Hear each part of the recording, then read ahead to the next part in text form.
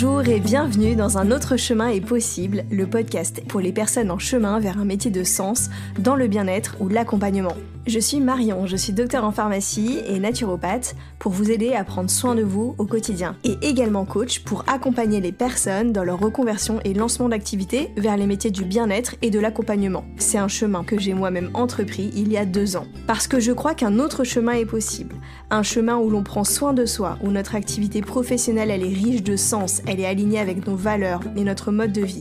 Parce que je crois qu'on peut choisir et se réinventer. Ici, pas d'utopie. Dans ce podcast, je vous partage mon parcours, mes défis, mes victoires, mes réflexions et une dose d'inspiration pour traverser le chemin passionnant de l'entrepreneuriat tout en prenant soin de vous. Mais aussi des interviews de personnes inspirantes qui ont pris un autre chemin et qui vivent aujourd'hui leur activité.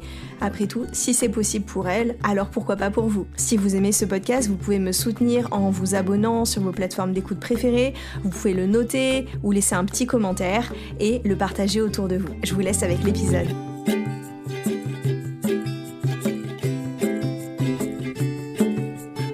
Bonjour à tous, aujourd'hui je suis ravie de recevoir Anne-Sophie Pasquet au micro du podcast. J'ai rencontré Anne-Sophie il y a quelques années déjà lors d'un stage de cuisine et on s'est retrouvés quand moi j'ai démarré ma formation de naturopathie puisqu'on a fait la même école et j'avais demandé des conseils à Anne-Sophie.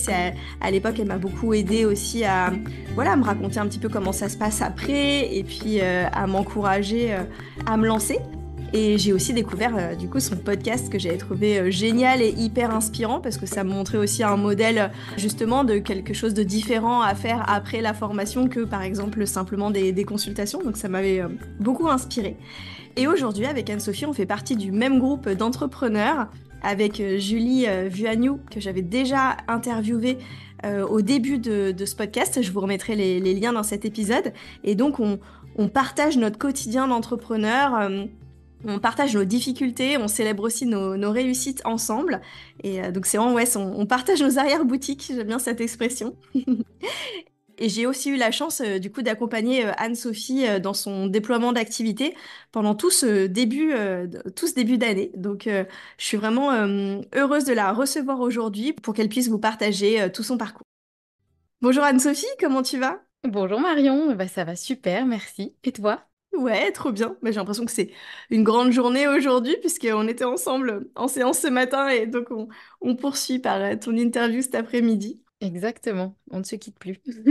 Alors, je vais te laisser te présenter pour les personnes ou décrire un petit peu qui tu es et ton activité aujourd'hui. Oui, bien sûr. Alors du coup, je m'appelle Anne-Sophie Pasquet, j'ai 37 ans, paraît-il. Et aujourd'hui, je suis naturopathe et je me suis aussi formée à la micronutrition. Et je me suis spécialisée sur les troubles digestifs, sur vraiment tout ce qui touche de près ou de loin à la digestion, au microbiote, voilà, au syndrome de l'intestin irritable, tout ce qui se cache un petit peu derrière.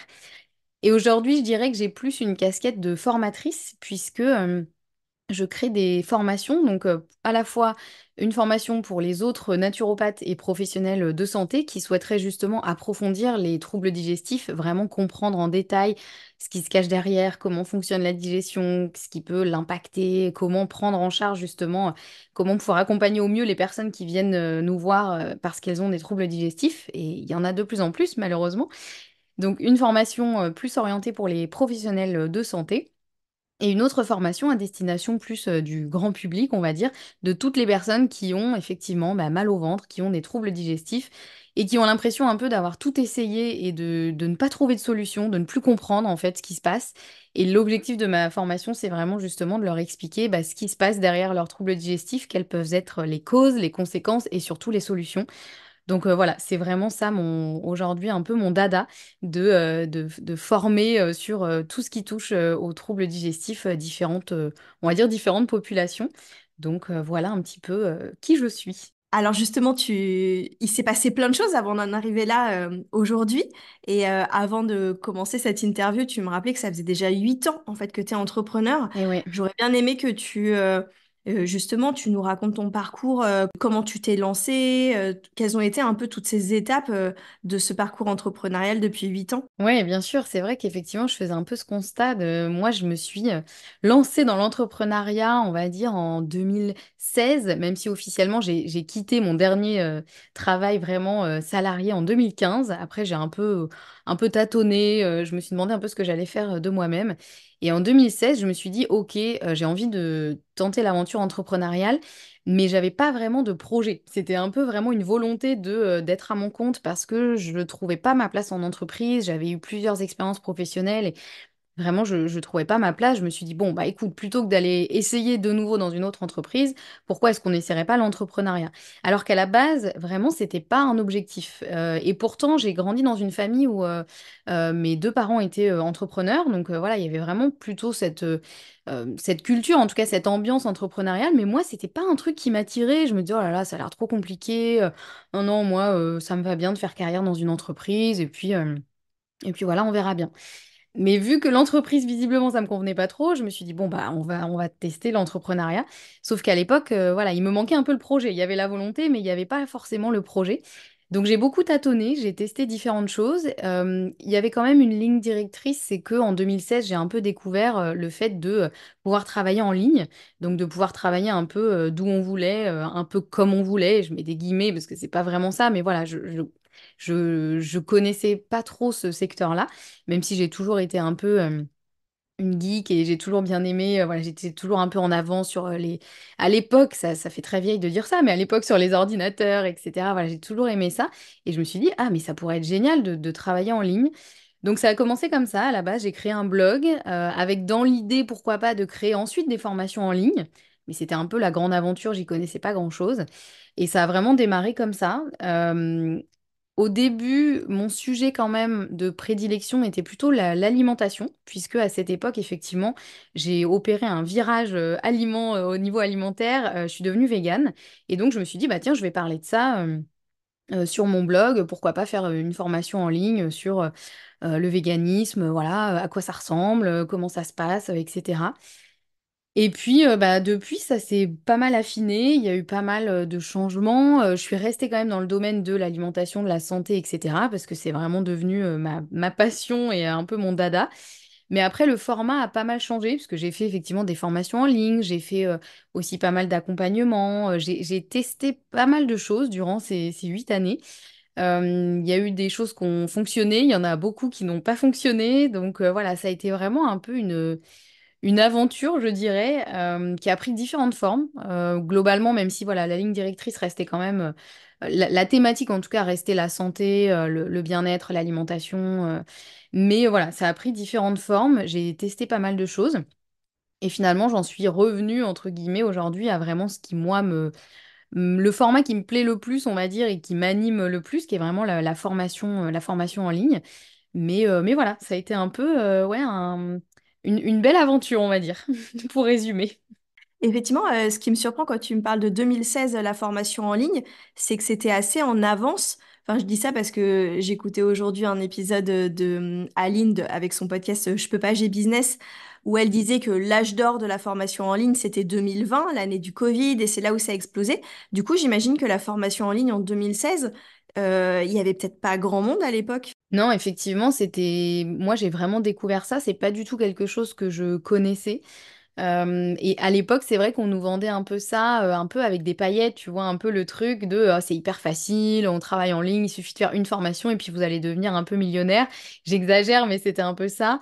Donc forcément, bah, il y avait un côté très attirant aussi de dire ah bah c'est facile, il suffit de faire une formation en ligne, de la vendre et puis avec voilà l'idée des tunnels de vente aussi un peu cette illusion des revenus passifs, etc. Moi, c'était un peu à la fois ça qui m'intéressait. Forcément, hein, bien sûr, je suis tombée dedans. On me promet un truc hyper facile, hyper rentable. Je me dis, bah allons-y, bien sûr, allons-y, prenez mon argent, on y va. Mais voilà, après, bien sûr, ça s'est pas passé comme ça. Mais c'est vrai qu'il n'y avait pas grand-chose. Et moi, je me suis formée auprès de Olivier Roland, à l'époque, qui était un des premiers à former les gens sur, à la base, c'était vraiment de créer un blog pour ensuite vendre des formations en ligne. C'était ça la démarche. Donc effectivement, en 2016, j'ai créé mon blog. dans lequel je partageais déjà du contenu avec dans l'idée et l'objectif était de créer une formation en ligne par la suite pour la vendre. Mais voilà, c'était assez peut-être pas novateur parce qu'il y en avait quand même, mais je pense que c'était beaucoup plus connu aux États-Unis et en France, c'était encore un peu les débuts. Donc c'est vrai qu'au début, quand je devais expliquer ce que je faisais, c'était pas évident pour les gens qui connaissaient pas du tout et qui me disaient, attends, mais je comprends pas du coup. Enfin, t'écris des trucs sur un blog et après tu vas vendre une formation. Enfin, c'est-à-dire, c'était un peu le flou artistique à l'époque. Mais voilà, c'est vrai que c'est quelque chose qui m'a tout de suite attirée et pour le coup que j'ai adoré. Ouais, j'ai adoré développer ça en 2016. Je me souviens encore. Ouais, c'était trop bien. C'était vraiment la nouveauté et puis le côté partager des choses en ligne et qu'il y a des gens qui vont lire mes articles. Enfin voilà, c'était une chouette période. Oui, justement, je m'étais noté que toi, en fait, avant le podcast, tu avais une chaîne YouTube Ouais. que tu as lancée dans ces eaux-là, du coup, 2016. Je crois que je l'ai lancé en 2017, ouais, ou fin 2016. En tout cas, c'était pas au début, parce que au début, moi, ce à quoi je me suis formée, c'était vraiment plutôt le blogging. Donc vraiment la création d'un site internet. Donc j'ai créé mon petit site internet moi-même, enfin avec WordPress. Hein, donc voilà, j'ai pas fait du code, etc. Mais c'était quand même une sacrée affaire à l'époque. Et l'objectif, c'était plus de faire du blog. Et puis, effectivement, petit à petit, je me suis rendu compte que le blog, c'était bien, mais à l'époque, ça commençait presque déjà à être un peu dépassé. Alors, tout est relatif, mais voilà, effectivement, il commençait à y avoir l'essor de YouTube. Et donc, là, les personnes auprès de qui je me formais et les entrepreneurs avec qui j'échangeais, beaucoup me disaient, mais qu'est-ce que tu fais? T'es pas encore sur YouTube, il faut faire des vidéos YouTube, il faut y aller, etc. Et moi, c'était pas trop quelque chose qui m'attirait parce que autant écrire, c'était assez facile pour moi. J'ai toujours adoré écrire. Donc vraiment, tenir un blog, c'était génial, quoi. Vraiment, j'adorais ça, écrire des articles, c'était trop bien. Mais faire des vidéos, c'était une autre paire de manches. Et d'ailleurs, je me souviens, la première vidéo que j'ai fait, elle durait 1 minute parce qu'il s'agissait juste de partager un témoignage. J'ai mis 3 heures à la faire, mais vraiment littéralement 3 heures, je me souviens, c'était interminable, je n'y arrivais pas. Enfin, vraiment, c'était pas du tout naturel pour moi. Donc au début, je l'ai fait parce que on m'a dit qu'il fallait faire ça pour me rendre visible, et effectivement, je pense que c'était une bonne stratégie. Mais voilà, pour moi, c'était pas très naturel. Soyons honnêtes, je préférais 1000 fois écrire un article que tourner une vidéo. C'est pas du tout la même démarche. Et moi, c'était ouais, une vraie sortie de zone de confort. Mais bon, on m'a dit que c'est ce qu'il fallait faire pour me rendre visible. Donc voilà, bonne élève que je suis. J'ai suivi le mouvement et j'ai lancé ma chaîne YouTube. Effectivement, ouais. Je sais plus exactement la première vidéo que j'ai postée, mais ça devait être peut-être fin 2016 ou début 2017, en tout cas quelques mois au moins après avoir commencé mon blog. Et c'est important que tu rappelles effectivement que c'était pas naturel au départ parce que c'est quand on te voit, tu as une façon de partager qui est hyper naturelle, spontanée, que ce soit au travers tes podcasts ou autre, on a l'impression que tu as toujours su faire ça. Et je sais que c'est quelque chose qui bloque beaucoup d'entrepreneurs dans le bien-être, de se dire bah, peut-être qu'il faut que je me montre, que ce soit en vidéo ou justement prendre la parole via un podcast. Et pour moi, c'est difficile. Et on a tous les exemples des gens, on a l'impression qu'ils le font hyper bien. Ouais. Et de dire, bah en fait, moi aussi, au début, c'était super, c'était pas naturel du tout. Ah non, mais vraiment, et c'est pour ça d'ailleurs que si ça peut vous rassurer, effectivement, si vous écoutez cet épisode, n'hésitez pas à aller voir mes toutes premières vidéos. Elles sont encore en ligne, je ne les ai pas enlevées. Donc là, je pense que ça vous déculpabilisera aussi beaucoup parce que vraiment, pour moi, c'était pas du tout naturel et c'était un vrai effort et je pense aussi je me mettais trop la pression. En fait, effectivement, je voyais des vidéos de gens qui faisaient ça depuis tellement longtemps. Donc leurs vidéos, elles étaient super belles, ils s'exprimaient super bien, ça avait l'air hyper fluide, hyper naturel. Et je pense qu'effectivement, j'ai trop voulu me calquer sur ça et me dire, donc, bah, vu que je connais ça, il faut que je fasse pareil.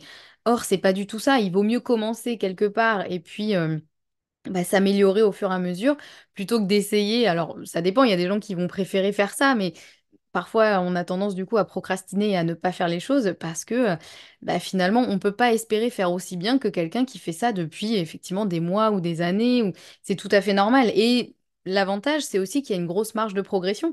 Donc voilà, il faut se dire que même si c'est hyper inconfortable, on se trouve nul au début, ça veut dire que justement, on a une grosse marge de progression et on va pouvoir assez rapidement constater à quel point on s'améliore, à quel point ça devient en tout cas beaucoup plus facile, etc. Donc voilà, donc n'hésitez pas à aller regarder mes premières vidéos, ça vous fera du bien, je pense. Bon, en tout cas, c'est génial parce que depuis, non seulement, comme tu dis, tu as pu énormément progresser et tu as capitalisé ensuite quand tu as lancé ton podcast ou autre, ou même ta communauté Instagram, sur tout ce que tu avais fait en fait dans ces anciennes expériences, dans cette période YouTube, enfin toute cette communauté que tu avais créée en fait. Ouais, ouais, ouais, tout à fait. C'est vrai que c'est un peu l'avantage, c'est qu'effectivement, plus on va lancer des choses, bah, plus le reste sera facile en fait. Alors je dis pas que tout est facile, mais c'est vrai que par exemple, quand j'ai démarré mon podcast, certes c'était inconfortable au début parce que c'est un autre format, ça fait bizarre de parler juste devant un micro, alors que moi j'avais effectivement l'habitude de faire des vidéos YouTube, donc c'est pas du tout la même démarche. Mais ça m'a quand même paru beaucoup plus facile que de lancer à l'époque ma chaîne YouTube parce qu'effectivement j'avais déjà tout ce recul, j'avais quand même beaucoup de pratique, donc j'avais quand même amélioré ma façon de parler, ma façon d'expliquer les choses, le fait d'être peut-être un peu plus synthétique parce que j'avais tendance à partir dans tous les sens, donc tout ça je l'ai beaucoup travaillé, même si c'est pas parfait aujourd'hui, mais c'est ok, c'est voilà, c'est un travail qui continue de se faire. Et c'est vrai que comme j'avais déjà quand même créé une communauté sur YouTube, je pense que ça m'a aidé aussi à lancer mon podcast, même si c'est pas forcément la même audience, parce qu'il y a des gens qui préfèrent vraiment les vidéos YouTube et qui n'écouteront jamais mon podcast, même si je mets aujourd'hui mes épisodes de podcast sur YouTube, mais du coup il n'y a pas d'image, enfin il y a juste une image fixe et le son. Donc c'est peut-être pas forcément la même audience, mais il n'empêche qu'effectivement, il y a quand même des personnes qui m'ont suivi, qui ont dit, ah bah ok, t'es plus sur YouTube, maintenant tu fais un podcast, bah pas de souci, je te suis parce que j'aime bien ce que tu dis. Donc voilà, je continue de t'écouter pour ça. Donc forcément, effectivement, ça aide aussi. Et c'est vrai que c'est aussi ce qui m'a aidé quand j'ai lancé le podcast. Je me suis dit, je repars pas forcément de zéro, puisque j'ai quand même déjà non seulement l'expérience, mais aussi un peu la communauté que j'ai créée. Donc ça va aussi m'aider à lancer mon podcast ou Instagram ou tout ce que je peux faire aujourd'hui. Donc c'est vrai que c'est un peu aussi un peu presque exponentiel. Enfin voilà, le plus dur, je dirais, c'est peut-être de commencer et après, forcément, ça fait un effet boule de neige qui est assez positif. Et qu'est-ce qui t'a motivé, du coup, au départ, à prendre la parole? Comment tu t'es dit, allez, je vais me rendre visible, justement, sur ces sujets? C'était quoi le point de départ? Eh ben, je pense que il y avait vraiment le fait que, à la base, moi, si je me suis un peu lancée sur l'alimentation, même la santé ou la digestion, c'était à la base pour moi-même, parce que je cherchais des réponses pour moi-même. En fait, quand je suis devenue végane, je voulais pas faire n'importe quoi au niveau alimentation. Donc, je me suis dit, bon, il faut que je me renseigne, il faut que je sache un petit peu les choses à éviter, les choses à faire, les points de vigilance, etc. Et en fait, non seulement j'ai un peu eu du mal à trouver des infos, alors encore sur le véganisme à l'époque, il y en avait encore un peu, mais sur tout ce qui est troubles digestifs, c'était un peu le désert. Donc j'ai eu beaucoup de mal à trouver des infos, j'ai vraiment passé du temps à recouper les infos, à comprendre des choses. Donc il y avait un peu cette volonté de les partager, justement, de me dire, bah, si moi j'ai eu du mal à trouver l'info, je dois quand même pas être la personne à me poser cette question, enfin la seule personne à me poser cette question ou à avoir telle problématique. Donc peut-être que ça peut aider d'autres personnes. Donc il y avait aussi ce truc un peu de dire, euh, j'ai fait les recherches pour vous et voilà voilà, je vous fais une synthèse un peu de ce que j'ai trouvé. Ou alors si j'avais trouvé, par exemple pour les troubles digestifs, si j'avais trouvé une super explication ou une super solution, et ben forcément j'avais envie de la partager. Donc il y avait à la fois ce partage d'informations et aussi le partage d'expériences. euh, Parce que je me suis assez vite rendu compte effectivement que, encore une fois, si j'étais dans une situation, j'étais pas la seule sur Terre. Et donc le fait de partager aussi un peu bah, mon cheminement, mes réflexions, mes succès, mais aussi mes échecs, ça pouvait aussi aider pas mal de monde qui était dans le même cas. Parce que moi-même, c'est ce que je faisais aussi, en fait, quand j'avais besoin d'apprendre des nouvelles choses, à la fois je cherchais des infos, mais j'aimais aussi beaucoup trouver des partages d'expériences de personnes où je me disais, ah, mais en fait, on vit la même chose. Et du coup, la personne, elle a trouvé une solution ou elle a voilà son cheminement. Et du coup, ça me permettait aussi de m'identifier, donc ça m'aidait.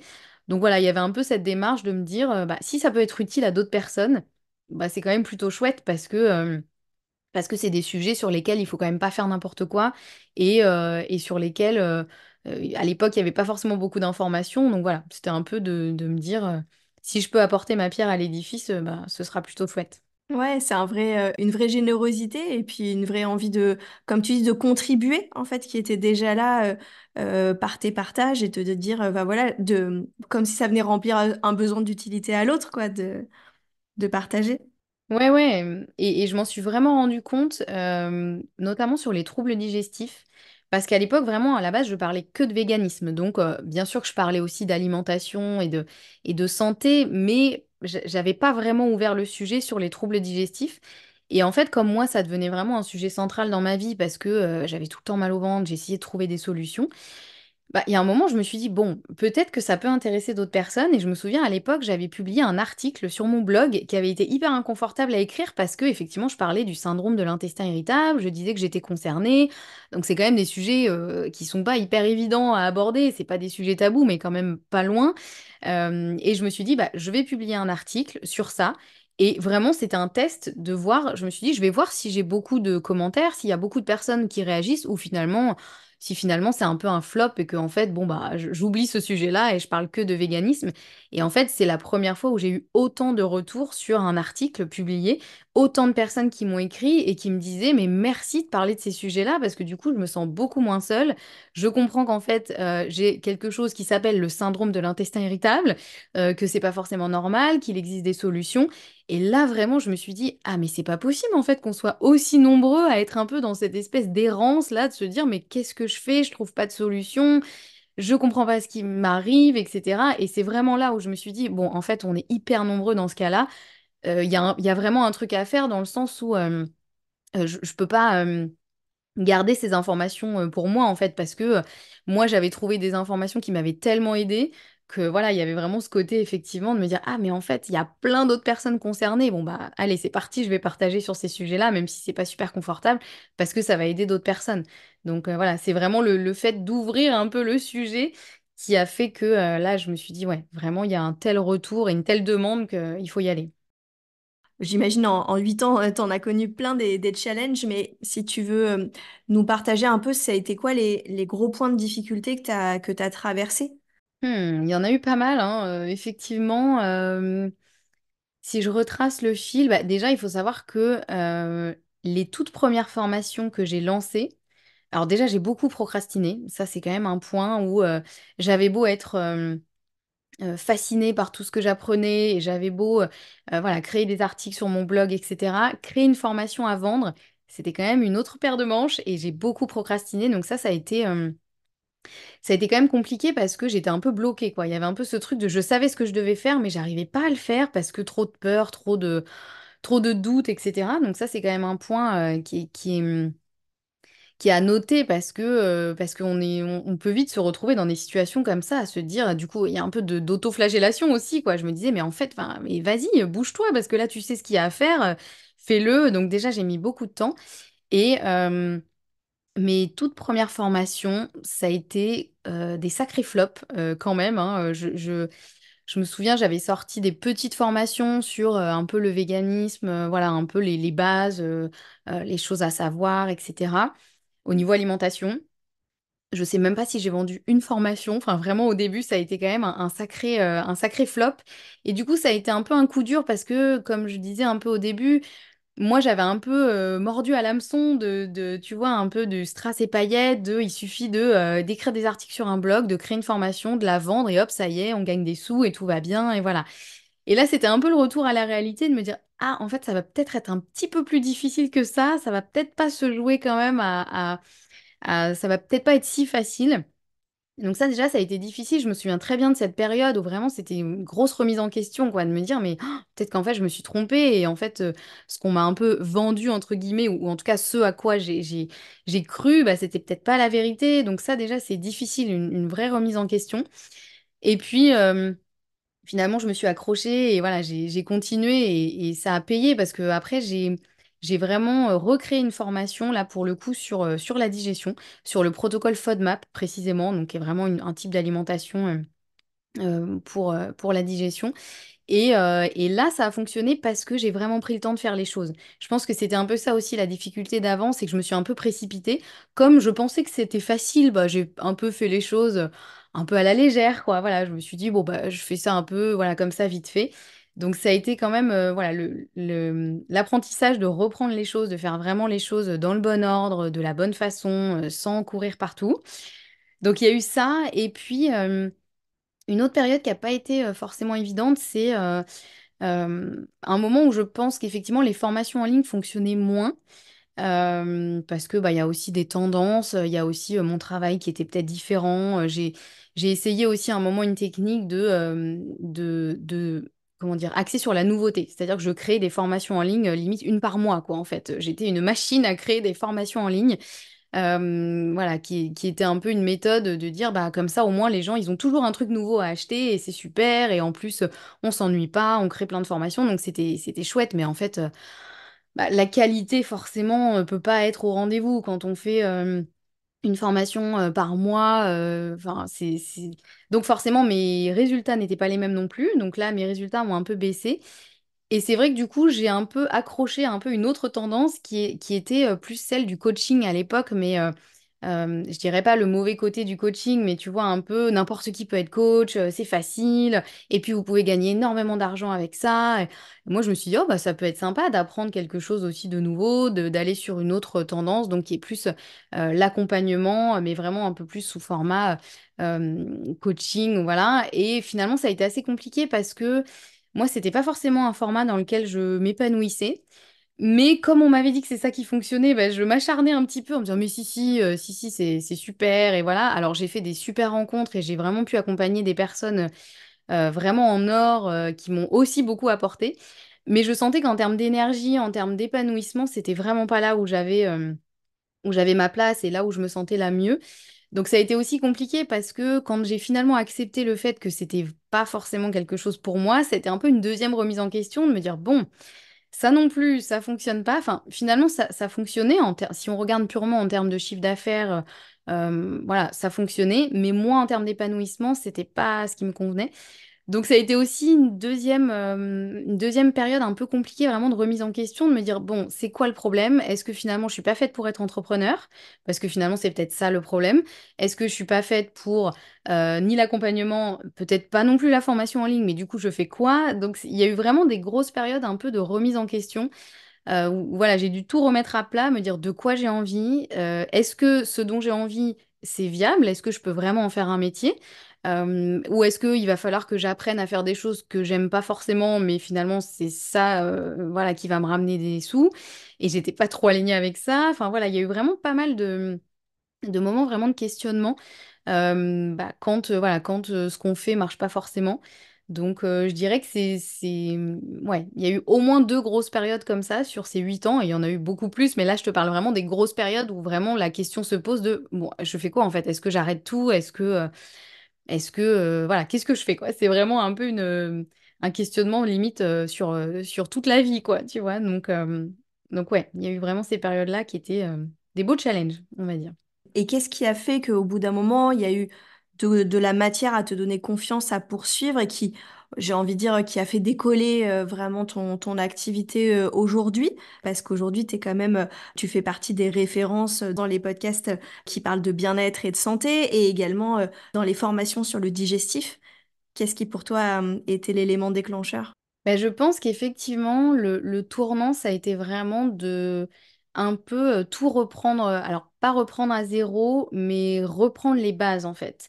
Et c'est vrai que du coup, moi, tout au long de mes 8 années d'entrepreneuriat, je me suis beaucoup formée à différentes choses, que ce soit vraiment des formations très pratico-pratiques sur voilà, je sais pas, la logistique de comment on crée une formation en ligne, etc., comme j'avais fait en 2016, comment on crée un blog, etc. Mais aussi, je me suis aussi beaucoup fait accompagner sur bah, mon état d'esprit, sur clarifier aussi un peu ma vision, ce que j'avais envie de faire, ce qui me plaisait, ce qui me plaisait pas, etc. Donc, je suis vraiment pas restée toute seule sur ces 8 années.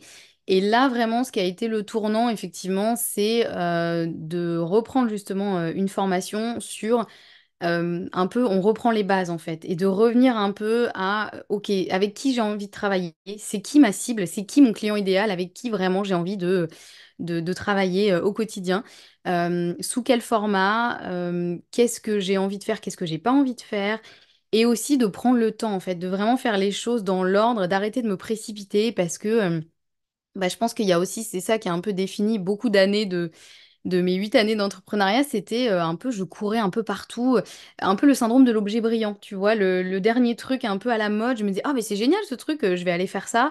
Donc, j'ai aussi essayé d'être présente sur beaucoup de réseaux sociaux différents. Enfin, j'étais un peu partout et nulle part à la fois, finalement. Et là, ce qui m'a vraiment aidée, c'est de vraiment reprendre les choses, de mettre tout au clair, de me dire, OK, c'est ça que j'ai envie de faire, c'est avec telle personne que j'ai envie de travailler, et dans quel ordre on fait les choses, et aussi un peu la patience, tu vois, parce que c'est vrai que bah, quand on est entrepreneur aussi, en général, on a envie que les choses aillent vite, à la fois pour une question financière, parce qu'on a besoin aussi de gagner des sous pour vivre, mais aussi parce que ben, on a un peu ce truc de, voilà, on a envie que tout aille vite, et ça m'a aussi aidé finalement à ralentir le rythme, ralentir les choses, reprendre les choses vraiment de base. Et ça m'a permis de beaucoup plus structurer en fait à la fois mon business, ma communication, mes offres et vraiment voilà d'arrêter de m'éparpiller, d'arrêter d'essayer de suivre la dernière tendance à la mode. En fait, je me suis rendu compte que toutes les tendances marketing fonctionnent, mais pas pour tout le monde et pas tout le temps. Donc ça m'a aussi beaucoup aidé de me dire que en fait, je pouvais aussi faire ma façon de faire en m'inspirant aussi bien sûr de toutes les stratégies marketing entre guillemets, mais qu'il fallait que j'arrête d'essayer de suivre une tendance qui était, ah, il faut absolument faire plein de formations. Ah non, en fait, il vaut mieux avoir une seule formation. Ah non, en fait, il vaut mieux faire de l'accompagnement. Il vaut mieux faire ça, etc. C'est vraiment de revenir à moi, ce que j'avais envie de faire, de simplifier aussi les choses, simplifier aussi mon business, d'arrêter encore une fois d'être partout et finalement d'avoir un business et une stratégie beaucoup plus cohérente. Donc ça nécessite aussi pas mal de patience, encore une fois, parce qu'il a fallu ben, avoir une communication cohérente, prendre le temps de faire les choses. Prendre le temps aussi d'asseoir un peu, j'ai envie de dire, mon autorité ou mon expertise. Enfin voilà, c'est pas vraiment les mots qui correspondent, mais en tout cas, voilà, de ma communication. Et ça m'a, ouais, ça m'a vraiment aidé. Donc je dirais à la fois de me former, de me faire accompagner, ça c'est, pour moi, ça a été primordial. Sans ça, j'aurais clairement arrêté l'entrepreneuriat, hein. Si j'avais été toute seule, j'aurais arrêté très rapidement. Et puis aussi de revenir à des choses, à des fondamentaux. Vraiment, c'est ça, de revenir à des fondamentaux, de ne pas vouloir aller plus vite que la musique, de pas vouloir brûler les étapes, de pas tomber dans ce truc, encore une fois, un peu de strass et paillettes, de mais si c'est hyper facile, il suffit de faire ça, et puis hop, c'est bon, ça marche tout seul. Non, effectivement, il faut travailler, mais dans le sens... pas forcément travailler jour et nuit, mais travailler de manière cohérente. C'est vraiment ça, moi, qui m'a vraiment aidé d'avoir une ligne directrice et de me dire, OK, c'est là que je veux aller. Après, on ajuste aussi en chemin, hein, bien sûr. L'idée, c'est pas forcément d'avoir une vision à 5 ans, à 10 ans hyper précise et de se dire ensuite on déroule et on sort pas du cadre. Pas du tout, moi, c'est pas ce qui me correspond. Mais au moins d'avoir une vraie direction, ça a quand même tout changé dans mon business. Et ouais, ça m'a vraiment aidé. Et même en termes de ressenti, tu vois, aujourd'hui, je me sens beaucoup plus alignée, beaucoup plus sereine, beaucoup plus confiante aussi pour la suite parce que je sais que j'ai une ligne directrice. Elle va sûrement évoluer aussi parce que j'évolue aussi moi-même. Mais voilà, au moins, je sais à peu près où je vais. Je sais que ce que j'ai construit est beaucoup plus solide et c'est beaucoup moins un feu de paille que ce que j'avais pu faire auparavant. Et rien que ça fait quand même du bien. Ah, c'est vrai, et en plus moi je l'ai observé de l'extérieur parce que on se connaissait bien déjà au moment où tu faisais cette formation, c'était il y a pas si longtemps, je crois en 2022. Ouais, ouais, c'est ça. Ouais, 2022. Ouais. Et effectivement, enfin ça s'est enfin je l'ai vraiment ressenti de l'extérieur que ça t'a posé et que ça a été après comme sur des rails. Ouais. Ça a été vraiment extrêmement efficace, quoi. Ouais, c'est clair. Et du coup, dans ton activité aujourd'hui, on est tous multicasquettes hein, en étant entrepreneur, mais du coup, qu'est-ce qui t'épanouit le plus et à l'inverse, des choses qui t'épanouissent moins, mais bon, qui font partie de ton quotidien quand même entrepreneurial? Alors une chose moi qui m'épanouit énormément, c'est d'apprendre des nouvelles choses et de me former. Et voilà, tu sais à quel point effectivement j'adore apprendre, j'adore me former à plein de trucs. Après, faut pas tomber dans le côté se former en permanence, mais du coup oublier à côté un peu la réalité et puis les actions nécessaires à faire tourner un business. Moi, j'adorerais passer mon temps à me former en permanence, mais il faut aussi derrière en faire quelque chose. Donc ce côté-là, effectivement, apprendre des nouvelles choses et les transmettre ensuite. Donc je dirais que le côté création de contenu, ça c'est vraiment quelque chose que j'adore parce que j'apprends plein de nouvelles choses, que je continue de me former en permanence sur la santé, voilà, la santé au naturel, etc.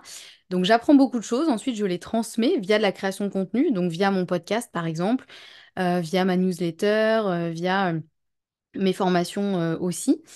Donc ça, c'est vraiment un côté que j'aime beaucoup. Le côté peut-être, je dirais, où je m'épanouis moins, en tout cas c'est plus compliqué, c'est par exemple la communication plus instantanée, par exemple sur Instagram. Donc, je sais que mon Instagram, c'est un réseau à la fois que j'adore et à la fois que je déteste, et sur lequel j'ai vraiment du mal à être régulière, à avoir une vraie stratégie, parce que je pense qu'il y a cette histoire à la fois d'algorithme et mais c'est plutôt ça qu'il faut faire pour marcher, il faut faire des reels, moi j'aime pas ça les reels, enfin, donc ça, j'avoue que j'ai vraiment du mal. Autant le podcast, c'est un peu mon cocon, mon endroit, je fais un peu ce que je veux, et puis c'est du contenu qui va durer dans le temps. Je sais qu'il y a des personnes qui me découvrent encore aujourd'hui et qui découvrent mes tout premiers épisodes qui ont été publiés en 2021, je crois. Donc voilà, c'est vraiment du contenu qui dure dans le temps, alors qu'effectivement, les choses comme le contenu un peu plus instantané, les tendances à suivre, etc. sur Instagram, ça c'est un truc qui vraiment me barbe et sur lequel j'arrive pas du tout à m'impliquer. Et je me dis, bon, bah c'est pas grave, parce que finalement j'arrive quand même à me faire connaître grâce à mon podcast, notamment, qui est vraiment mon pilier de communication principale. Mais voilà, je sais que bah, aussi dans une stratégie de communication, idéalement, il faudrait que je sois peut-être plus présente sur Instagram ou donc j'essaye aujourd'hui de trouver un format qui me plaît, effectivement, pour communiquer par exemple sur Instagram, de faire un peu ma ma propre tambouille en suivant un peu les tendances, mais de sorte que ça reste quand même fun pour moi, parce que sinon je sais que j'aurais trop de mal de toute façon à le faire. Donc voilà, je dirais le côté, ouais, dans la communication en tout cas, ça va plus être ça qui va être un peu plus challengeant, d'être un peu plus à l'affût de qu'est-ce qui se fait, qu'est-ce qu'il faut faire, etc. Ça, c'est ouais, c'est un côté qui me saoule un peu. Moi, je préfère voilà, créer du contenu, des choses en général un peu plus, je dirais peut-être un peu plus profondes que ce qu'on voit sur Instagram. Je pense que c'est pour ça que je préfère le podcast, parce qu'on peut vraiment plus rentrer en profondeur dans un sujet, on peut plus avoir un espace un peu plus long pour partager aussi. Voilà, donc c'est un équilibre à trouver un peu au quotidien, mais bon, pour l'instant, voilà, je me débrouille un peu comme je peux sur ça, et surtout, je me mets pas trop la pression non plus. Parce que, encore une fois, comme j'ai dit, j'ai arrêté d'essayer d'être présente partout, d'essayer de tout faire absolument. Voilà, je fais aussi ce qui me nourrit le plus, parce que c'est aussi la clé, je trouve, pour être doué et tenir dans le temps aussi. Et justement, quand même, tu as une création de contenu qui est assez impressionnante. Tu fais 2 épisodes de podcast par semaine depuis à peu près 6 mois, Mhm. une newsletter par semaine en plus. Donc maintenant, tu fais plus d'articles de blog, t'as arrêté, mais Non, ouais. enfin voilà, t'as quand même tout ça. Comment tu fais pour tenir ce rythme qui est dingue, ouais. Ben justement, je pense parce que pour ce qui est de podcast et newsletter, c'est vraiment des formats qui me plaisent vraiment, qui me nourrissent et que j'adore faire. Donc c'est vrai que jusqu'à présent, j'ai pas trop eu de mal à la fois trouver l'inspiration et trouver du temps pour ça, parce que pour moi, c'est vraiment une priorité. En fait, je sais que c'est vraiment mes piliers de communication, donc je dédie du temps à mon podcast, à ma newsletter. C'est vraiment dans mon agenda, c'est voilà, dans mon organisation, c'est des choses qui ne passent pas à la trappe. Là, effectivement, pour être tout à fait honnête, là j'atteins un peu justement un point de manque un peu d'inspiration sur le podcast et la newsletter. J'ai pas l'impression d'avoir fait le tour des sujets, mais en tout cas c'est plus la forme, je pense, qui a besoin de changer, où effectivement je sens que j'ai besoin d'un peu de renouveau, et je pense que mes auditeurs aussi et mes lecteurs de newsletter, ça fera pas de mal aussi. Donc là je suis un peu aussi dans une période de ok, j'ai envie d'un peu de changement. Qu'est-ce que je pourrais faire qui, à la fois, moi, me permettrait de retrouver cette étincelle de créativité et que ça puisse me nourrir, et en même temps que ce soit utile et que ça plaise, bien sûr, à mon audience. Mais voilà, jusqu'à présent, c'est vrai que c'était pas, pour moi, c'était pas compliqué de faire tout ça, parce qu'il y avait un peu cette source d'inspiration, ce feu sacré, je dirais, qui est là. Et aussi parce que, bah, comme je disais, j'ai aussi beaucoup simplifié les choses. Donc, c'est-à-dire que je me prends pas trop la tête. Mon podcast, effectivement, il a peut-être pas un montage incroyable. Il a peut-être pas, voilà, je sais pas, des effets ou un son incroyable, mais au moins il est fait. Donc, j'ai arrêté de trop me mettre la pression de vouloir faire des choses absolument euh, parfaite, avec des super effets techniques ou je sais pas, d'avoir vraiment des choses hyper structurées. Donc, je simplifie aussi beaucoup ma création de contenu. Donc, par exemple, pour les podcasts, je vais pas scripter tout ce que je fais. C'est-à-dire que je vais avoir une trame, je sais de quoi je vais parler, j'ai mes points principaux. Mais je vais pas passer des heures à scripter mon épisode avant, par exemple. Je sais qu'il y a des personnes qui font ça et c'est leur façon de faire et il n'y a aucun problème avec ça. C'est que moi, ça me convenait pas. Donc j'ai simplifié ça. De même, en termes de montage de podcast, je fais vraiment du montage assez simple, histoire que ce soit agréable à écouter, mais effectivement, je rajoute pas, je sais pas, des effets de musique, de transition, etc. Parce que moi, ça me saoule, j'ai pas envie de faire ça et ça me prendrait trop de temps. Et pareil pour la newsletter, ma newsletter, elle a un peu toujours la même trame chaque semaine. Le contenu est différent, mais voilà, la trame, on va dire, de la newsletter est un peu toujours la même. Donc ça me simplifie aussi les choses dans le sens où voilà, c'est un peu, ça me prend pas tant de temps que ça de faire tout ça parce que j'ai vraiment mis en place une espèce de routine qui fonctionne bien.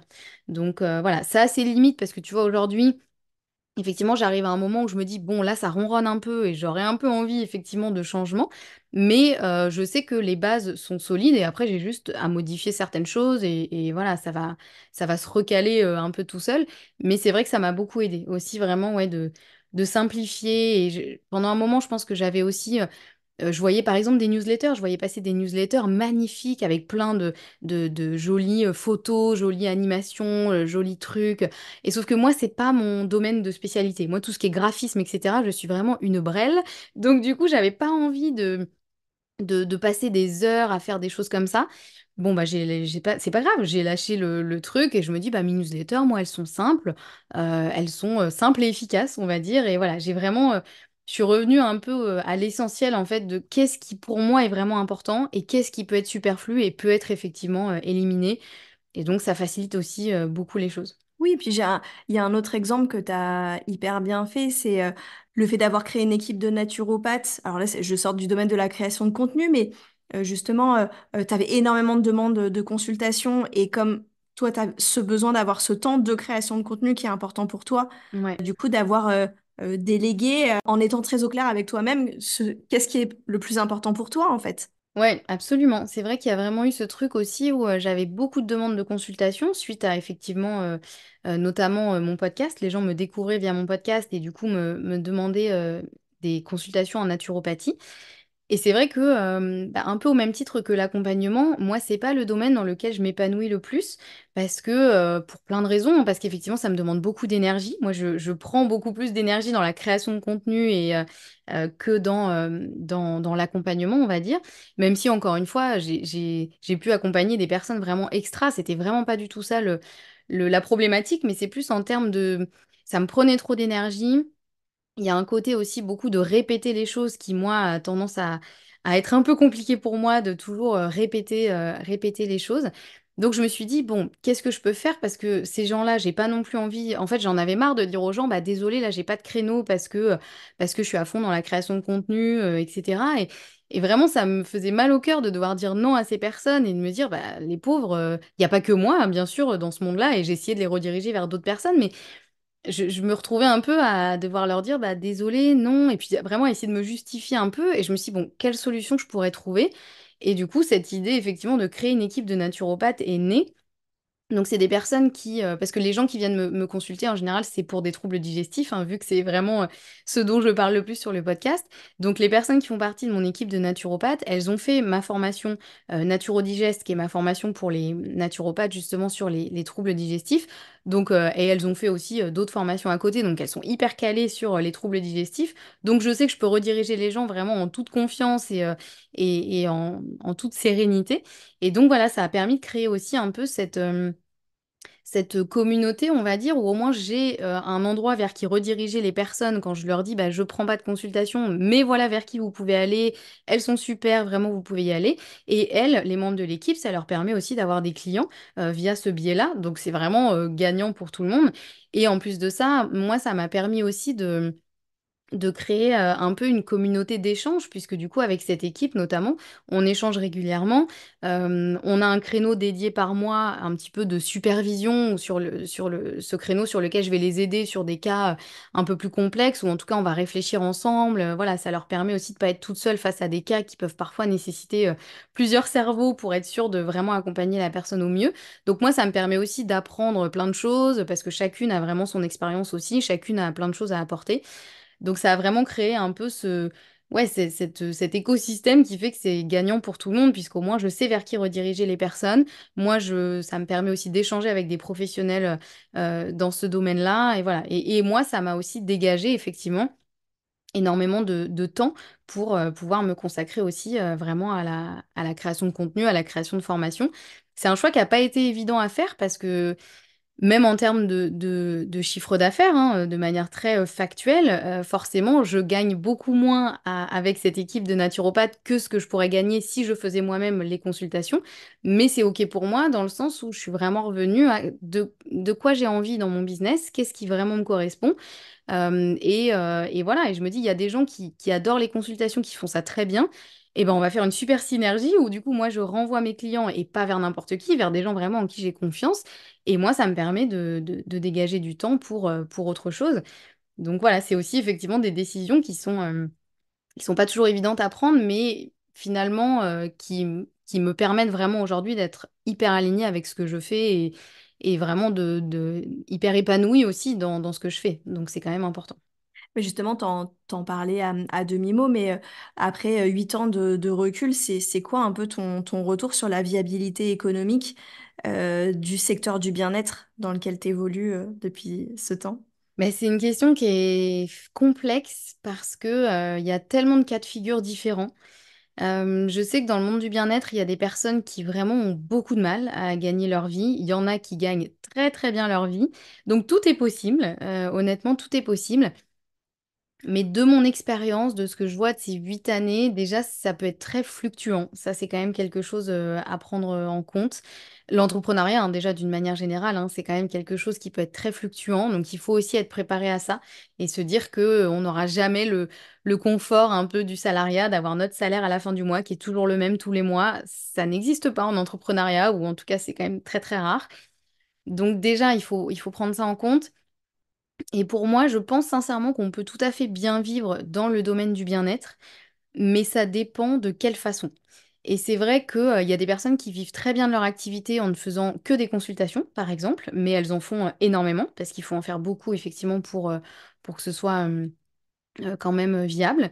Il y en a qui vont diversifier leur activité, donc ils vont faire un peu de consultation, un peu de formation, un peu d'atelier aussi, ça peut être aussi des ateliers, que ce soit en ligne, en entreprise, en présentiel. Voilà, il y a plein de possibilités.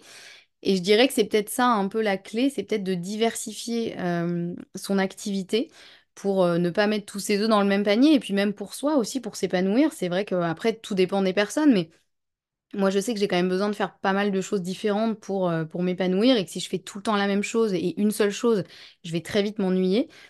Donc, je dirais que pour moi, ouais, on peut vraiment tout à fait vivre dans le domaine du bien-être, mais ça nécessite quand même des compétences, que ce soit marketing, entrepreneurial, ou voilà. C'est-à-dire que être thérapeute et être entrepreneur, c'est deux choses différentes qui peuvent être tout à fait compatibles, mais c'est quand même deux choses différentes et on peut être un très très bon thérapeute, mais pas forcément avoir des compétences en marketing ou en entrepreneuriat.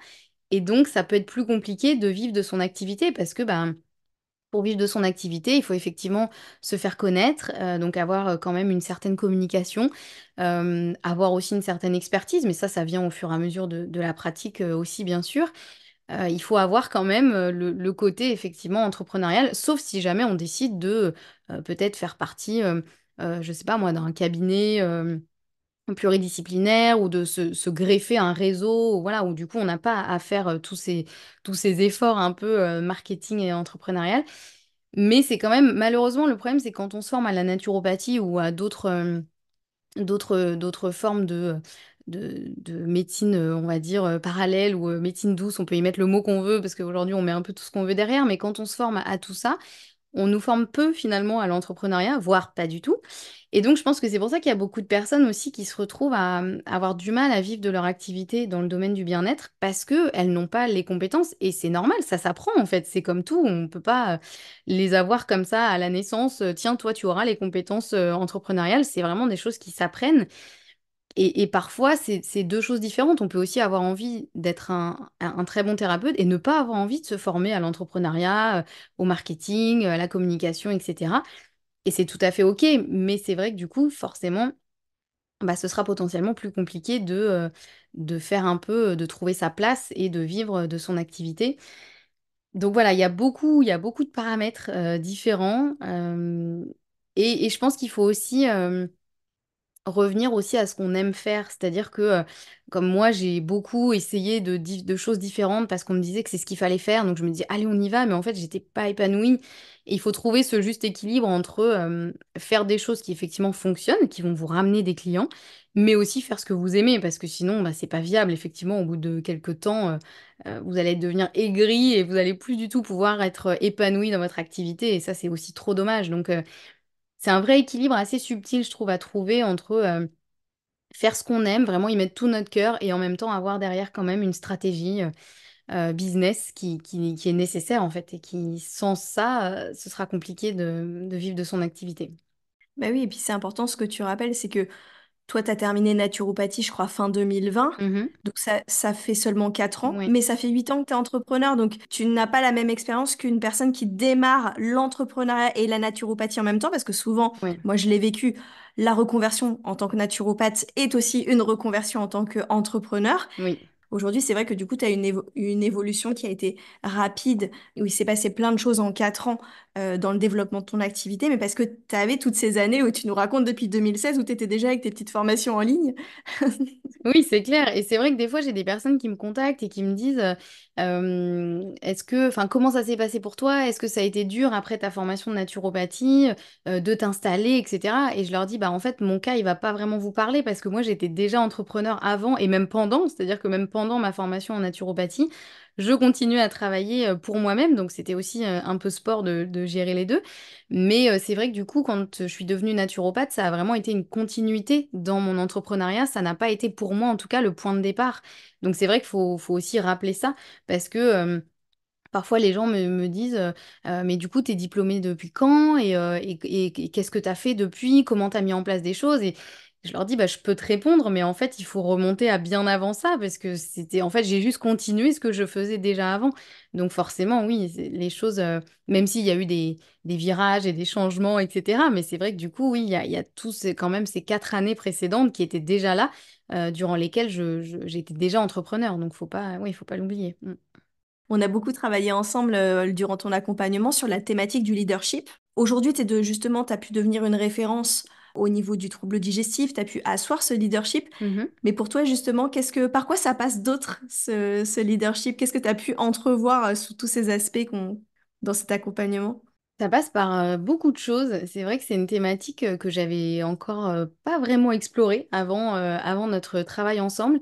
Et finalement, qui est une thématique géniale parce que ça se retrouve dans énormément de choses, je trouve. Souvent, le leadership, on voit un peu le côté, un peu un leader guerrier, je sais pas, qui va mener une troupe au combat. Alors que c'est pas du tout l'image que j'en ai moi aujourd'hui. Pour moi, le leadership, c'est beaucoup de choses, mais en tout cas, moi, ce qui m'a vraiment marqué et aidé, je dirais, durant ces 8 années, c'est beaucoup la remise en question, mais la remise en question saine, c'est-à-dire pas juste dès que quelque chose fonctionne pas, voilà, tout remettre en question et que ce soit le drame. C'est plus vraiment à des moments où j'avais l'impression d'arriver un peu à bout, de me dire, bon, là, en fait, j'ai vraiment essayé, j'ai vraiment tout donné mais il y a un truc qui va pas. Qu'est-ce que je fais en fait? Comment je peux modifier ça? C'est un peu d'avoir cette capacité, ouais, à se dire, bon, bah, il va peut-être falloir reprendre de zéro et c'est OK. Et je l'ai fait plusieurs fois du coup, hein. Alors, pas reprendre de zéro complètement, mais en tout cas, quasiment, c'est-à-dire reprendre vraiment toutes les bases, revenir à des choses où j'avais pas forcément envie de me remettre un peu dans la peau d'une débutante. C'est quasiment ça, quoi. Mais finalement, c'est hyper formateur. Donc je dirais qu'il y a à la fois ce côté-là et le côté résilience aussi, le côté bah, ne pas abandonner en fait, tu vois. Et pourtant j'ai failli, hein, j'ai vraiment failli plusieurs fois me dire bon bah l'entrepreneuriat c'est pas pour moi, je vais arrêter. Sauf qu'en fait j'avais pas d'autre option puisque j'avais pas envie de retourner en entreprise parce que vraiment je sens que c'est pas du tout un milieu dans lequel j'ai pu m'épanouir et je pense que j'aurais beaucoup de mal à m'y épanouir. Faut jamais dire jamais, mais bon voilà. Donc il y a aussi ce côté de dire, ben en fait, je continue, donc je modifie ce qui doit être modifié, je me pose les bonnes questions, je me fais accompagner aussi. C'est aussi ça le leadership, c'est aussi de dire, je sais pas tout faire toute seule, et encore heureux. Donc bah, je me forme et je me fais accompagner par des personnes qui vont pouvoir m'aider à y voir plus clair, à prendre du recul, à apprendre des choses. À peut-être aller voir des zones que j'ai pas trop envie d'aller voir ou qui vont mettre peut-être le doigt là où ça fait mal, mais au moins c'est ce qui sera le plus utile. Euh, ça passe vraiment par tout ça, je trouve. C'est presque une thématique de vie, hein, finalement, le leadership. Hein. Je trouve il y a à la fois ça, il y a le côté aussi un peu créer une communauté, c'est-à-dire bah, partager des choses. Parfois, j'ai partagé des choses dans le podcast qui étaient un peu inconfortables, soit qui étaient des choses un peu personnelles sur lesquelles je me suis un peu livrée, ou alors des domaines d'expertise, ou bah, il y a aussi le côté le fait d'être présent aussi en ligne et de partager des choses, on s'expose aussi potentiellement à la critique. Et ça, c'est aussi quelque chose avec lequel bah, c'est pas évident d'avancer, mais il y a aussi un peu ça dans le leadership, de se dire, bah, en fait, peu importe la critique, dans le sens où si ça peut être utile à des personnes, je partage, tout en étant aussi mesurée. Moi, je suis toujours assez mesurée dans mes propos, de dire, voilà, c'est pas parce que je dis un truc que c'est la vérité absolue, et peut-être que, en fait, dans 2 mois, je vais vous dire, je me suis trompée, en fait, j'ai appris d'autres choses qui m'ont montré que c'était pas forcément le cas. Ça aussi, ça peut être du leadership, hein, de revenir aussi sur des choses qu'on a pu dire ou qu'on a pu faire et de dire bah en fait j'ai évolué, maintenant je pense plus la même chose et c'est ok. Donc il faut effectivement une certaine forme de leadership, je pense, pour être entrepreneur aujourd'hui, avec toutes les facettes hein, que ça peut avoir ce fameux leadership. Mais voilà, il y a quand même ce truc ouais, de résilience quand même qui est vraiment là, où je me dis ça fait 8 ans finalement que je suis entrepreneur. Ça n'a pas été tous les jours facile, mais aujourd'hui je suis là et je me remercie vraiment de ne pas avoir lâché en fait et de m'être posé les bonnes questions, d'avoir fait ce qu'il fallait. Parce qu'aujourd'hui, je me sens quand même tellement mieux si je devais faire le bilan de ces 8 années.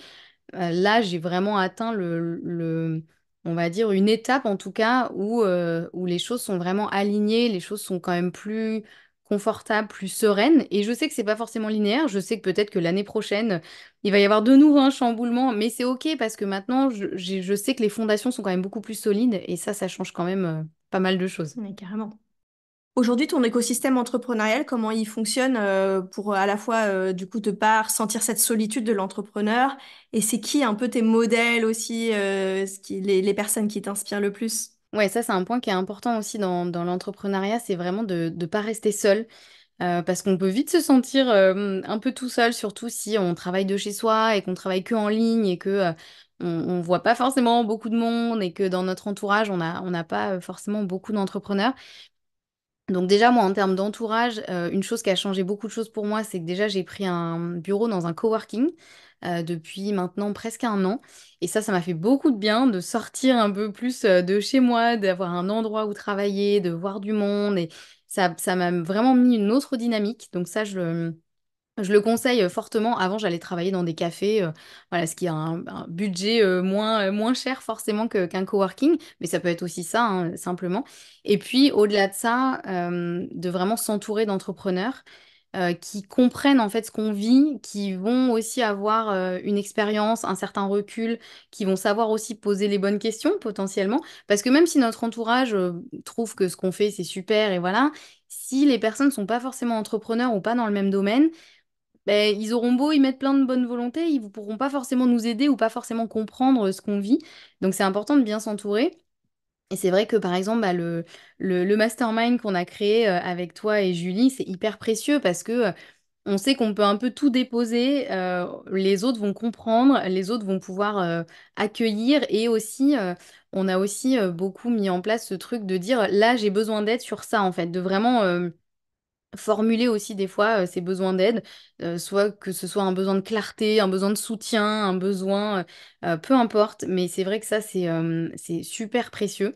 Donc voilà, pour moi, ça, enfin, je pourrais plus maintenant fonctionner sans un peu une équipe d'entrepreneurs avec qui on avance tous dans le même sens. Et après, en termes de personnes qui m'inspirent, bah, il y a vraiment notamment Mylan Faure, dont j'ai fait la formation, effectivement, c'est de sa formation dont je parlais, j'ai fait en 2022. J'aime beaucoup ce qu'elle véhicule dans le sens, à la fois l'entrepreneuriat, dans le sens de, oui, il faut bosser, rien n'arrive par hasard et rien n'arrive par magie, mais il faut pas oublier sa vie perso à côté. Et elle dit souvent que c'est le business qui doit s'adapter à nous et pas nous qui devons nous adapter à notre business, dans le sens où, par exemple, elle, en début d'année, elle planifie ses vacances. Je crois qu'elle prend 10 semaines de vacances par an, un truc comme ça. Et c'est un non négociable pour elle. Et même en période de rush, elle va quand même prendre des vacances, elle va quand même prendre du temps pour elle. Elle bosse pas 80 heures par semaine. Et ça m'a beaucoup aidée parce que je pense que j'étais aussi beaucoup tombée dans le truc de l'entrepreneuriat, il faut que ce soit dur, donc il faut travailler dur, il faut tout sacrifier, il faut vraiment...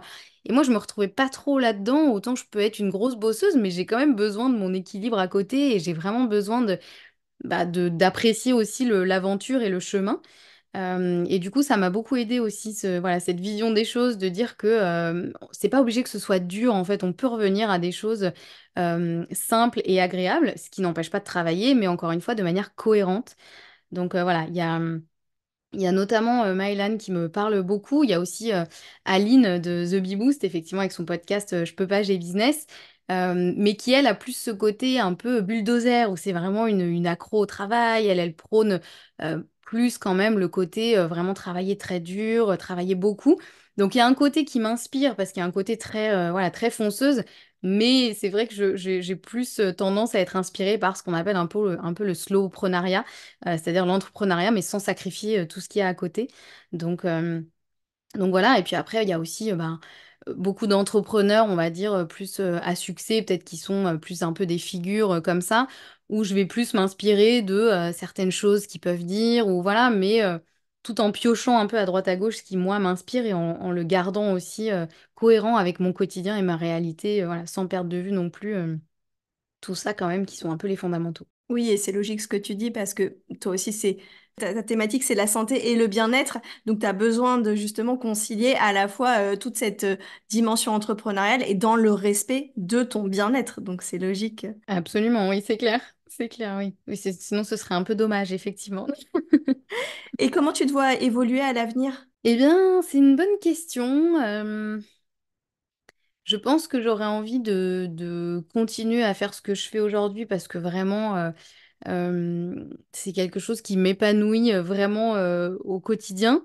Et je me rends compte, même par exemple, quand je prends des vacances, autant en vacances, j'arrive complètement à couper et à pas du tout penser au business. Mais je suis contente de retourner travailler, tu vois. Et ça, je me dis, c'est quand même bon signe parce que c'est pas, j'ai pas du tout ce truc de oh là là, c'est dimanche soir, le blues du dimanche soir. Voilà, vraiment, j'adore ce que je fais parce que aussi j'ai trouvé un bon équilibre. Et donc mon objectif, c'est de garder cet équilibre, de continuer à faire ce que je fais, mais de le faire évoluer avec moi aussi. Je pense que la thématique, en tout cas voilà, de la santé au naturel, la digestion, c'est vraiment quelque chose qui me passionne. Donc je pense que ça va me tenir encore un bon moment.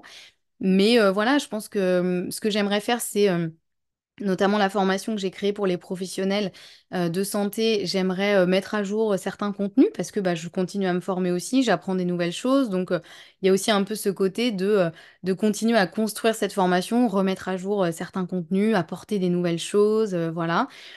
Et peut-être à l'avenir, pourquoi pas, faire d'autres formations sur d'autres thématiques, mais encore une fois, pas non plus dans cette course de vite, il faut créer plein de nouvelles choses et il faut toujours jeter de la nouveauté aux yeux des clients pour qu'ils aient envie de toujours plus acheter. Je suis pas du tout dans cette démarche-là. Donc voilà, je sais pas trop quelle forme ça prendra. Je peux avoir pas mal d'idées et en même temps, je veux pas trop me mettre la pression, tu vois, avec des ambitions un peu démesurées. Mon objectif, c'est surtout de stabiliser vraiment l'équilibre que j'ai trouvé aujourd'hui et de continuer à ce que je fais, mais avec cette touche d'évolution qui me... Bah, parce que moi, j'évolue aussi au quotidien, forcément. Donc voilà, je pense que j'ai envie que ça évolue aussi un peu autour enfin, avec moi. Ouvrir aussi à d'autres thématiques qui seront toujours en fil rouge liées à la digestion, mais peut-être un peu plus global, un peu plus général sur le bien-être physique, mental, etc. Il y a plein de choses à dire aussi sur ça. Donc voilà, un peu l'avenir nous le dira. Trop bien. Ce podcast s'appelle Un autre chemin est possible. Pour toi, quel autre chemin est possible alors? Eh bien, je dirais un chemin peut-être qui sort un peu des sentiers battus, en tout cas un chemin dans lequel il y a un questionnement. Tu vois, c'est vraiment, moi je pense que c'est un peu aussi ce truc qui me porte aussi un peu dans la vie, et j'en ai quand même beaucoup parlé, un peu ces questionnements, ces remises en question, alors sans forcément, ça veut pas dire tout changer du tout au tout, voilà, et changer de vie tous les 5 ans, mais c'est plus de toujours un peu chercher à évoluer, pas un chemin qui se fait en mode automatique, un peu comme des robots, que ce soit parce que la société nous a dit que c'est comme ça qu'il fallait faire ou parce que on se pose pas trop de questions, on suit un peu le mouvement. Moi, ce qui me parle le plus, c'est effectivement ce chemin dans lequel les choses sont faites plus en conscience, tu vois, que ce soit au niveau alimentaire, par exemple, que ce soit au niveau de notre travail, au niveau de nos relations, au niveau de notre environnement, au niveau de l'environnement dans lequel on vit aussi. Vraiment plus un chemin de conscience. C'est vraiment ça, je dirais, plus de mettre de la conscience sur les choses, de continuer à se poser des questions, à évoluer, et à faire les choses en conscience. Et voilà, déjà, c'est pas mal ça. Ouais, carrément. On en arrive à la fin de cet épisode. Anne-Sophie, est-ce que tu as une actualité que tu souhaites partager et rappeler où est-ce qu'on peut te retrouver? Bah, effectivement, on peut me retrouver sur mon podcast, donc qui s'appelle Bien dans mon ventre, qui est présent sur toutes les plateformes, sur votre plateforme d'écoute préférée, vous devriez me trouver. Et puis là, je termine une formation, donc la formation dont je parlais à destination du grand public, qui sera officiellement disponible dans le courant du mois de juin. Donc voilà, les personnes peuvent aussi s'inscrire à ma newsletter pour avoir toutes les infos, pour être sûr d'être tenues au courant. Mais voilà, globalement, les canaux sur lesquels me retrouver, c'est vraiment mon podcast, ma newsletter. Et aussi Instagram, même si, comme je vous disais, c'est celui où j'ai un peu plus de mal à être régulière, mais j'essaye d'être présente de temps en temps. En tout cas, vous pouvez me contacter avec grand plaisir sur Instagram ou par email. Et voilà, je reste toujours joignable et je suis toujours ravie d'échanger aussi sur tous ces sujets. Donc voilà un petit peu où me retrouver. Merci beaucoup Anne-Sophie pour tous ces partages. En tout cas, je pense que ça, c'est hyper éclairant bah voilà, d'être dans l'authenticité de tout ce que tu as traversé, de ce recul que tu as aujourd'hui. Et ça donne ouais, un partage, je pense, très riche pour les personnes qui nous écoutent. Bah écoute, avec plaisir. Merci beaucoup à toi pour cette invitation et j'espère que mais ouais, ça pourra inspirer certains ou certaines qui écouteront le podcast et qui soit sont en train de se lancer ou qui sont déjà lancés depuis un moment ou voilà, ou qui en tout cas pourront en tirer quelques messages intéressants. À bientôt. À bientôt! Merci d'avoir écouté cet épisode jusqu'au bout. Moi, ce que je retiens du partage d'Anne-Sophie, c'est que l'aventure entrepreneuriale, ça prend du temps. Du temps pour se trouver, trouver ce qui nous épanouit, trouver sa façon de faire, et que ça s'apprend. Ça peut passer par de sacrés flops, comme le disait Anne-Sophie, par des remises en question, par reprendre les bases aussi de son business, même après des années, et ça passe par aussi développer son leadership. Je retiens aussi que ce qui anime Anne-Sophie depuis le début, c'est l'envie de transmettre en se disant que si ça l'aide, ça peut aussi aider d'autres personnes. Et que là encore, ça s'apprend de se rendre visible pour transmettre des messages et que ça se fait pas du jour au lendemain, ça se fait par étapes. Au début, ça paraît pas naturel et puis petit à petit, ça le devient. Et qu'en plus, la visibilité et la communauté que vous allez construire, elle pourra vous servir pour d'autres activités plus tard, comme c'était le cas d'Anne-Sophie qui au départ parlait uniquement du véganisme et qui a beaucoup évolué dans ses sujets de communication. Donc c'est jamais perdu. Si vous avez aimé cet épisode, je vous encourage à le noter sur votre plateforme d'écoute préférée, à le partager autour de vous et à nous envoyer un petit commentaire sur Instagram, que ce soit à moi ou à Anne-Sophie. Si comme Anne-Sophie, vous avez envie d'être accompagnée dans votre projet professionnel, vous pouvez découvrir mes offres d'accompagnement sur mon site internet marionalvesdeoliveira.com et me contacter pour un appel ou une séance découverte. Je vous retrouve très prochainement pour un prochain épisode et d'ici là, prenez soin de vous.